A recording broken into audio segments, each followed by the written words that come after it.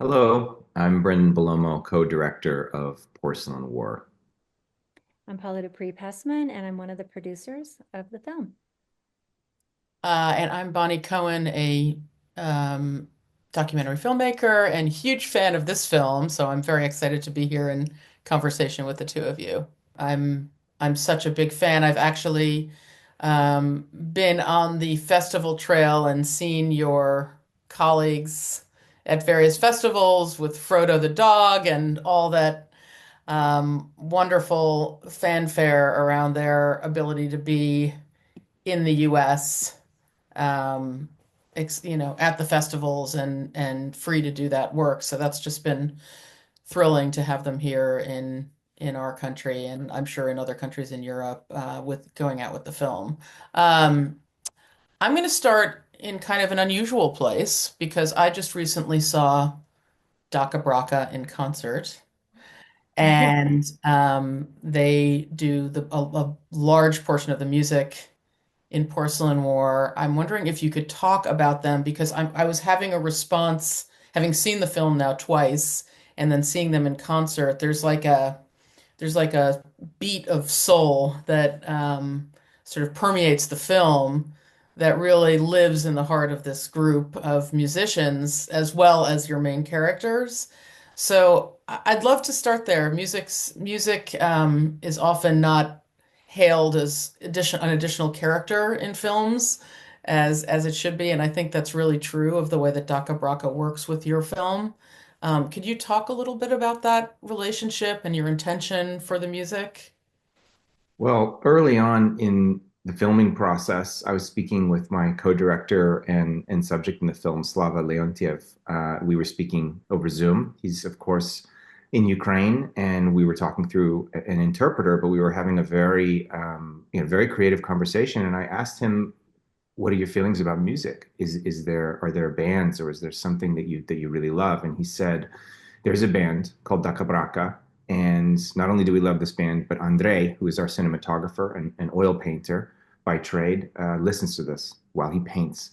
And he sent me this song that we opened the film with called Vesna, and it was like stepping through a portal into Ukraine. I mean, it was absolutely, it was so emotional. I felt as if I'd never heard anything like it, and at the same time, it was like you could feel that it was like coming home for them to listen to this type of music, and it really honors the folklore, the musical history of Ukraine, and it also has a great amount of nature in it. They create these animal sounds vocally, and there's a great deal of nature in Anya and Slava's porcelain figurines, and so we began to cut a scene to Daka Braka, and then another and another. And all of a sudden, we had this entire assembly of the film that was all to one band.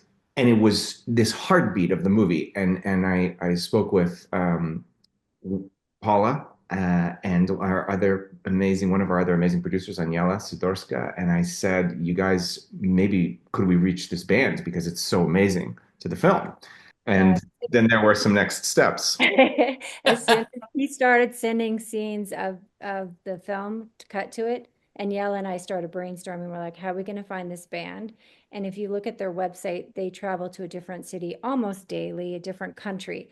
They're doing so much outreach. And so we started writing and writing, and we weren't hearing back. And then Brendan would send another scene, and we're like, okay, we really, really have to find this band because there's nothing like them in the world. And so we started messaging them and following their socials, and then we actually bought tickets to go to one of their concerts. And we're like, we'll just hold up a sign, like, please call us. We need to talk to you. And we did hear back, and Danielle and I had an early morning Zoom, and the manager popped on, and she was in tears. And there had been shelling around her building all night in Kiev. And we explained what we were doing and what the film is, and that it's artists and that they are artists. And she said, we're going to send you all of the whole library and all of our Oh, music released and unreleased. And the fee that you're going to send us, we're going to donate to musicians who are fighting on the front line and their families. So it just felt so, it was just the right thing for the film. And you talked about it being a character, Bonnie. I mean, it really influenced the rhythm of the scenes because they were crafted with the music from the very beginning. And so there was a relationship that was, it wasn't something that you could remove from the film. It was part of the soul. And it also you're moving across at least three, maybe more, but I'm singling out three sort of, major rhythmic buckets and or, feeling of emotion. There's the war, of course. There's the natural world, and then there's the world of creating art, right, and discovery. And it's just it just works seamlessly across these sort of setting rhythmic tones across these sort of different tenors and emotions of the film. It's really beautiful. Brendan, I'm wondering if you could talk a little bit about working with Slava. I mean, it's you made the decision to work across so many miles. It's just impressive. The film feels very cohesive and intimate, Mm. with directors working many, many miles away from each other. Could you talk a little on that relationship? Yeah, no, I mean, first, thank you, Bonnie. But it was a really unique collaboration because we were, 6,000 miles apart. We were separated by two languages, two time zones, two different cultures. And so we had actually connected. The reason that this film was born was many years before Russia invaded. We connected in a different way. One of our producers was actually born under Russian oppression in communist Poland, and she became a political refugee when her parents escaped to the United States. And about 8 years ago, she discovered Anya and Slava's work, their porcelain figurines, and she was so moved by them because they really reminded her of her home. And Mm. so the four of us actually began a collaboration on an animation project. And then Russia invaded Ukraine. And so we called up Slava and asked, hey, when are you guys leaving? Are you okay? What's happening? And he said, we're gonna stay and we're gonna make art at night. And I said, why? What are you doing during the day? And he told us for the very first time, I'm in the Ukrainian Special Forces and I'm training peaceful, everyday people to be able to fight back. And so in this moment, there were these two forms of resistance happening. One of them in this group of civilians who were trying to figure out if they could defend themselves, and also in artists who felt it was vital to continue creating. And so we really wanted to send cameras to them because Slava was telling us it's really important and vital that Western journalists have been sharing their perspective from the outside, but we feel there's another story that's not being told. And so we wanted to empower them to be able to tell the story and to show it through their own eyes, in their own voice. And so we were able to send them a camera, but it wasn't because we could ship something to them. We actually discovered a group of volunteers, and it was a makeup artist from New Jersey who would fill her apartment with 50 bags at one time. I mean, I counted them, but not an exaggeration. You physically couldn't walk, of medical supplies. And she would bring them to the airport within 3 trucks, and she would bring these medical supplies all the way into Kharkiv by way of Poland. And she said, I'll bring the camera to Slava. And so when the camera arrived, we were faced with this deep challenge. We were, as I mentioned, separated by every imaginable, possible challenge. I mean, and they're in the middle of an active war zone. And so we would meet over Zoom, just like this. We would speak through an interpreter, and we thought, okay, they're artists, they're storytellers, they're master visual storytellers, but they do not yet know cinema. And so I created kind of an impromptu film school. And so we would begin to show them, okay, these are close-ups, these are wide shots. This is the idea of editing, and this is how sounds can play a big role. And they're visual artists, so they had never recorded any sound before. They never considered this as part of the story.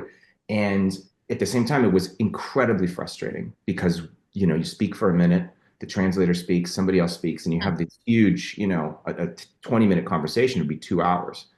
And so while we were waiting, we would begin to sketch, both Slava and I. And these sketches became little storyboards. And those storyboards became designs for shots and little blocking diagrams. And we would look at paintings that we loved and photographs that we loved. And we realized we might not speak the same language, but we're fluent in visual art. And through this, we could have this direct communication.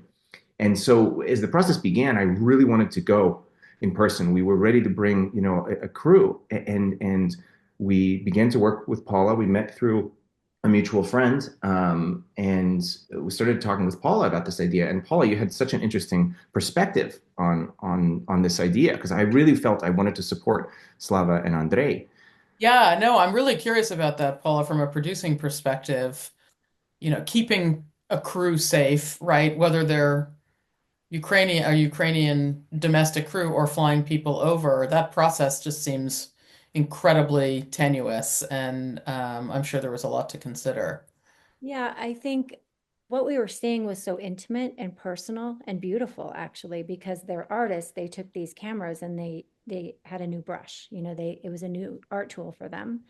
And it was also so intimate because Andre was such a good friend of Slava and Anya's, and so they were filming their own daily lives and what it was like to live and what they were fighting to save, actually. And we realized when we talked that if we went there and started bringing in cameras and pointing them at what we wanted to capture, it would have actually changed the story and impacted the film. And we thought the best thing we can do is really support them in every way that they need so that they can tell their story. From And, afar, from here. and it Yeah. just seemed like Right.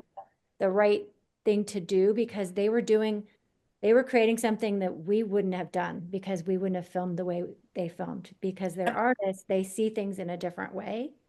And it was also so intimate. And I think it was important that we let them tell their story and not the story that we wanted to see. And yeah, we just really collaborated in that level. As far as safety, it was a daily worry. It still is a daily worry. They're so close to the fighting line. Their city has been shelled, I think, 30 days out of 31 in October. And I haven't seen the numbers for November, but it's under daily shelling and attack and nobody is safe. So our team on the ground, of course, we were worried about their safety and we tried to do everything we could and we stayed behind them as far as safety of releasing any footage. We stayed far behind where the troops were for their safety. But Slava says they're in no more danger than a 9-month-old baby sleeping in their bed. People are being killed in their kitchens, in their beds, in their homes, and their apartments.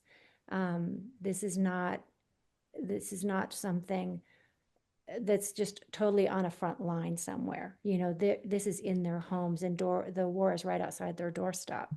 And we would be speaking, on Zoom, and we would hear air raid sirens in the background. Shelling would echo through their apartment, and we would lose connection sometimes, and we wouldn't hear from them. And we'd be texting. We would be up all night here in Oh, the States and just waiting to hear back. And then finally the internet would come back, the power would come back, and they just continued to film. And we felt, at the same time, as the footage was coming back to us, which we were editing here in Los Angeles, and also with our team, amazing team in Sydney, Australia at Songbird, we wanted to safeguard this deeply. And so we worked with former Homeland Security experts, cryptography experts, and also investigative journalists and fact checkers to really verify everything that was coming to us. And we had, by the time production had finished, we sent 15 cameras into Ukraine, and they filmed over 500 hours of footage. So it was a very, very large amount of very, very sensitive information, which was the result of this incredibly brave act of just as courageous to be able to film their lives and also for Slava's unit to film during active missions. I was struck by just speaking of Slava and his unit, it made me think of it, the use of drones, not just to capture more material, but also used in combat, right? Is that something you were also training them on use of capturing images from the drones that they were using? Did you ship those to them? What was the relationship with the drone Yeah. capture? So the relationship with Slava's unit relative to the drones, they had who had become really expert ace pilots. And so Saigon, Slava's unit, is a group of former civilians, all volunteers who, they're home contractors, IT professionals, doctors. They're really everyday people that had really prepared because they knew that a full-scale invasion would come at one point. And so part of that preparation was learning to fly drones. And so they were already doing that on their own. Okay. And Slava had approached them about potentially, if they were even interested or even willing, how they felt about capturing what they were going through. And they said, if we can record what we see and what we're going through every day when we wake up in the morning, maybe someone else won't have to be in our shoes. And so we began to work together.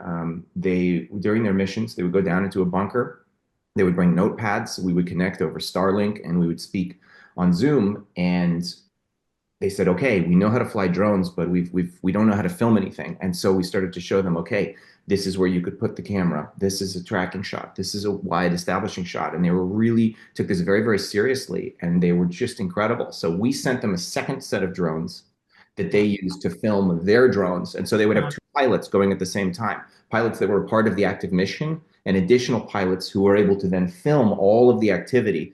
And we would record this from multiple cameras all at the same time. And so we had cameras on the ground with cameras in the air, and they're all recording. And then we could synchronize that and kind of move through the different perspectives within the cut. It's such an interesting use of drone, and also it's where the themes of your film, in my mind, sort of come together. There's obviously active resistance through the special operations unit, but then there's the act of collecting art as resistance, right? So these two things are merging in the drone in the drone activity, literally side by side, which is just it's very unusual. You don't normally get special ops teams capturing documentary material. So it's that may be a first. Yeah, it was absolutely incredible to us just to see that they were so brave in what they did, and they were also really dedicated to. They felt it was very important. I mean, Slava says the only reason that I was able to pick up a camera is because literally someone else picked up my rifle, and so there's this exchange happening, and at the same time. When they're on their mission, they were saying, okay, we're going to protect ourselves. We're going to protect our homes and our comrades, but we're also going to turn on a camera because this information, this personal perspective is absolutely key. And they took that really seriously. You know, they were really interested in bringing us there, and they felt that that footage was almost became a part of their mission, which is just Hmm. it was just Yeah, fascinating to work with them. incredible, incredible. I want to turn to the animation for a minute because I'm just thinking about acts of resistance, and there are so many in this film. But the art is obviously the most stunning and staggering of all, and the animation really sticks out. I'm curious, given all the rich material that you already had, can you talk a little bit about the decision to use that animation? It's very effective. It brings something to life actually from the past that evokes memory, but it also evokes optimism and hope. It does a lot of things that obviously you can't do in the middle of a war. So I'm just curious about that technique from either of you, really, and the decision to go in that direction. It's very effective. Anya says in the film that painting, the drawing, it's her language, and it's really a form of speech for her. And their work, even before the war, it chronicles their lives. It's very autobiographical, and so it was always a part of our relationship, how we first met them, and our project before the war. And at the same time, when we began to film, we knew there were places that we couldn't bring the camera, or we didn't want to bring the camera directly. Ah, They come from Crimea, and their home was taken for them in 2014. And yet they had this beautiful, peaceful past there. And because there's no time machine in the world to bring a camera back and film their lives, animation would be this time machine in the film.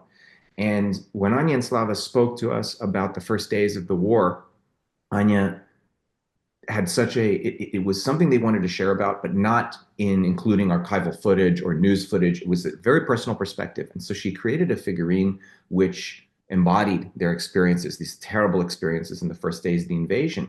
And as time progressed, they would speak about their dreams of a peaceful Ukraine in the future. And so a third animation became this kind of window into their hopes for what Ukraine could be. And because the film is focused on a war that is ongoing, that it is still an active conflict, there is no conclusion to what's happening in their lives, so to speak. And so a way to look at an ending for the film would be an animation. And at the same time, this wasn't an afterthought after the edit. All these processes were happening simultaneously. We were filming, we were editing every day, 7 days a week at the same time, and we were working on this animation. And we met this amazing group of artists in Poland called Blue Studios, a collection of 30 animators. And they felt a really strong kinship with Ukraine, with Anya and Slava's stories, because they had gone through such similar things with their, what had happened with them with Russia.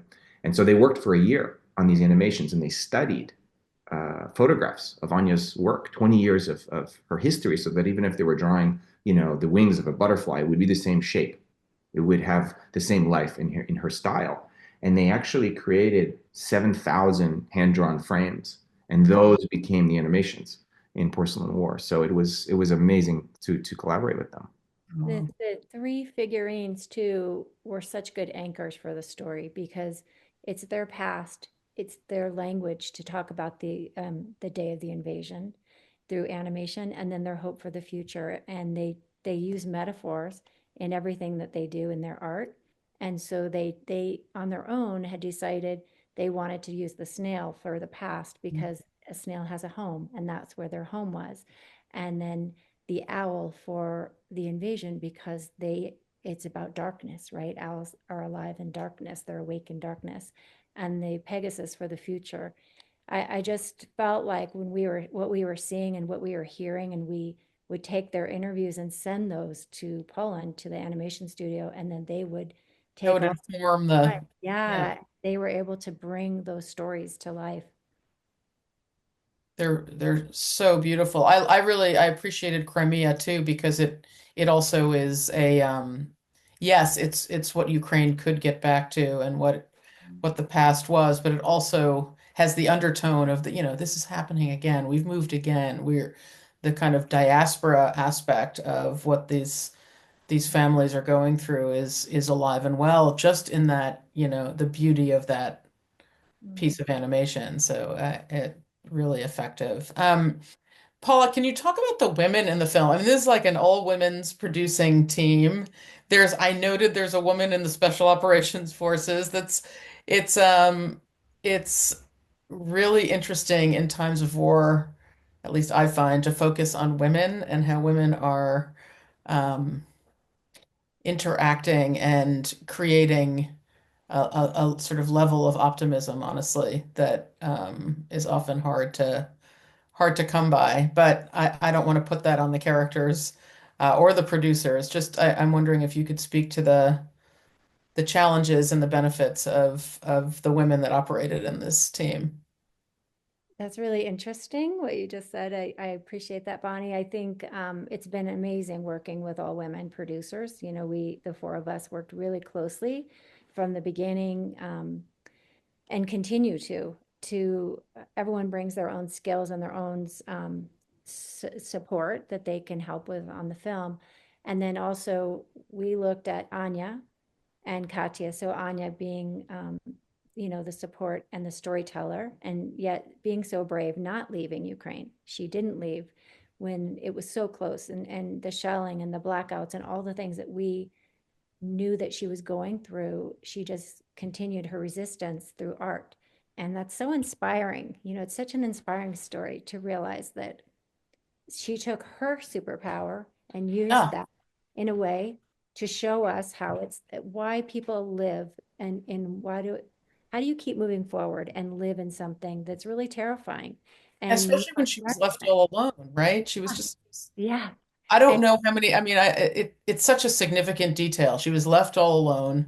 She resorted to her art. I mean, that's what I mean by optimism. I just was trying to imagine myself in that situation and being able to create art to be productive, to putting one foot in front of the other, let alone creating beauty. So and to create a piece that she could take to the soldiers to bring them joy. Like in her mind, she was thinking this is something that was about them. It's camouflage. It's a dragon. It's a camouflage, and seeing them smile and have just a little bit of a distraction. And Katya, I mean, she's the commander, and she's brave, and she is leading everyone, but she's also this caring person when a soldier's wounded, who through her bravery she saves him, but she also is giving him care, and we get to feel that. I also wanted to add that Anya in the film speaks about this idea of people shining from within. She said before the war, it's something that I had only read about in books, but I realized these people are actually all around us. And given, a terrible situation, the good in people can actually come out.